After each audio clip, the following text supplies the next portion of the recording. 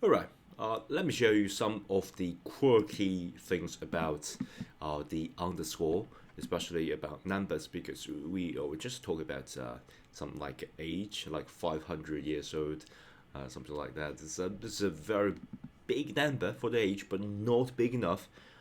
But when you actually encounter like a really big number in Swift, you can use underscores in numbers to properly handle the readability.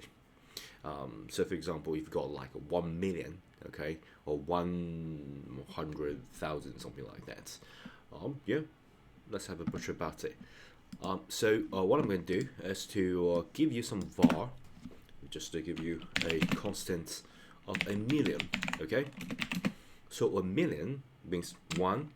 Normally in everyday usage, we would like using three zeros as a like separation. So it should be something like this. But in programming, this is not going to work, right? If you click here, we got expected pattern. Okay, that means that it shouldn't be something like this. Like you got this comment is like a separated. So yeah, not gonna work. Especially if you're going to print it out. You are not going to print the million out. Just simply give you some errors. Let's just quickly run this. So one of you guys should actually see that it's not going to work. Okay, so you should change it. You got this error message, pretty obvious. So but we can separate three zeros using underscores. So underscore and underscore, you can represent that, which improves the readability. Okay, so if you run this again, you can actually see the results more clearly, I think. Okay, just wait and see. Adding time now. Come on, sometimes it's like really slow. Yeah. And by the way, adding underscore doesn't affect the value, but just like it's like a visual thing. Just to make large numbers like easy to for our brain to parse. Like you are like have a regular expression or whatever, like a compiler inside your brain. You can actually compile this word and yeah, get things. So yeah, here is the result. Okay, so 1, 2, 3, and a comma, 1, 2, 3, a comma, and 1. Okay, so exactly the same, but you can often play around a little bit. In different culture, you may use like a 4. You may use something like this, so you can do something this way. I believe it's an Asian culture thing, so you can obviously do something like that. It should give you exact same results. Okay, so basically the underscore doesn't really matter. Okay, so you can actually do something crazy like this if you're like a really crazy person. Okay, so let's run this. Just give you some like a quirky, crazy idea. As I mentioned at the beginning of this course, the more quirky it is, the more strange it is, more bizarre, weird. It's easy for a brain to actually remember that. So a million, if you like in your culture specific crazy imagination, then you won't write this way. Of course, you can write this way, write a million this way. And let's just test a little bit. So for example, let's a like decimal, okay, some like weird decimal. Decimal, is that spelled this way? I'm not sure.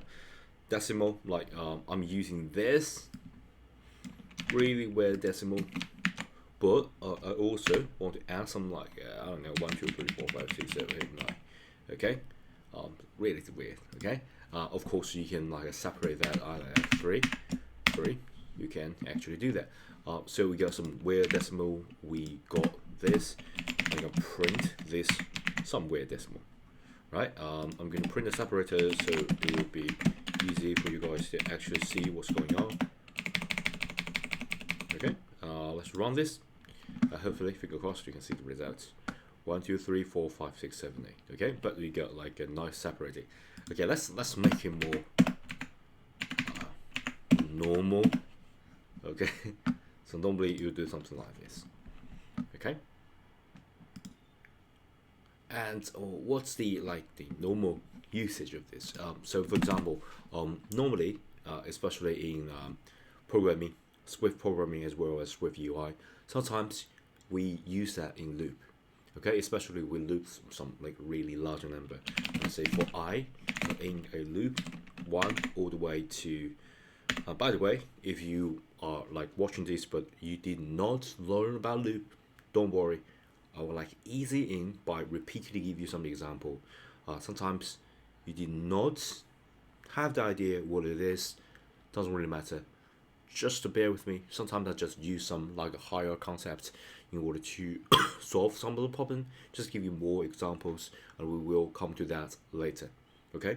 So if you do not learn about loop, don't worry. I will talk about loop specifically in the future.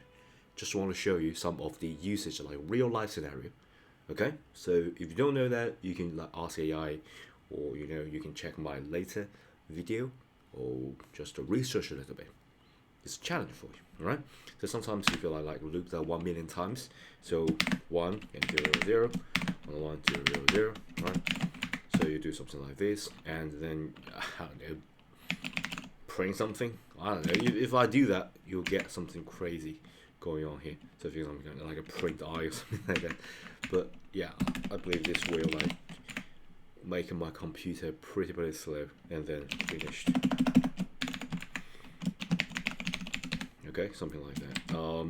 Yeah, let's try that. I'm sure they will like break my computer a little bit, so you have to like it be really glitchy and yeah, it's constantly updating. It's fairly fast. All right, 1 2 3 4 5 6. Okay, 1 2 3 4 5 6. Okay, it's nearly there. So just wait a bit. I believe it's almost there. Okay, finished. Okay, so like really not large numbers, you can actually do that. But yeah, that's the like everyday usage. Okay, so sometimes if you like do some calculations, you want like follow a certain convention, like 3 digits, and you can separate that 3 digits, separate that, you can use that as well. And yeah. I would add something. So, for example, in Swift UI, sometimes we are dealing with, say, some counting, and if that number is pretty small, you can also do that. So, for example, the animation, sometimes you want to precisely control the animation using, I don't know, milliseconds. Okay, you can get animation duration of some milliseconds, and that millisecond can get like 2,000 milliseconds. So 2 _000, something like that. Okay.